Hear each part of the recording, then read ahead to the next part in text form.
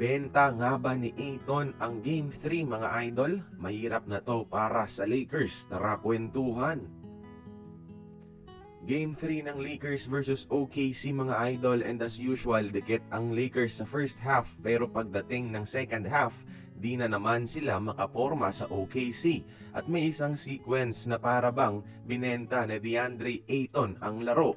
Hindi siya makarebound mga idol. Dito, well challenged ang floater, pero naunahan pa siya ni Mitchell sa bola kahit mas matangkad siya at di na secure ang rebound. Tapos, dito, very weak box out kay Hartenstein na isa sa mga best offensive rebounders sa NBA. Parang humawak lang siya at naglakad mga idol. Tapos dito, naunahan na naman siya ni Mitchell sa bola.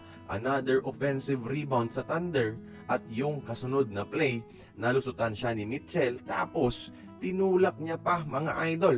So, end one opportunity, muntik ng tawagan ng flagrant foul. At dismayado si Coach JJ Redick, no? Basahin niyo ang bibig niya mga idol. I can't play him. Di niya daw malalaro si Ayton dahil tatlong sunod na offensive rebound ang binigay sa OKC sa isang possession na nagpalaki ng kalamangan nila. At dito no, airball pa yung floater ni Ayton na napakalapit no. Pero di lang naman si Ayton yung problema. Mostly and mainly yung turnovers talaga ng LA na napakadami at maraming open looks na nabigay sa mga shooters ng OKC ng kanilang depensa ang rason kaya palaging lumalaki ang lamang sa second half.